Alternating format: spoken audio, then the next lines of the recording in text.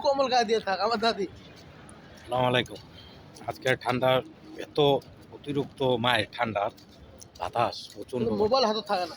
Mobile হাতে থাকে না, এত ঠান্ডা। ঠিক আছে, বিশেষ করে আমরা যে জায়গাটা থাই এই জায়গাটা পাহাড়ি এলাকা, সীমান্ত এলাকা, এই কারণে ঠান্ডাটা প্রচণ্ড ঠান্ডা, অতিরিক্ত। আজকে মনে করো আর কম্বল খুলতাম না, শেষ।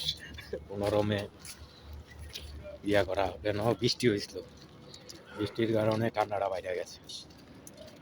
যাক, সবে দোয়া করেন, সবাই ভালো থাকেন, সুস্থ থাকেন।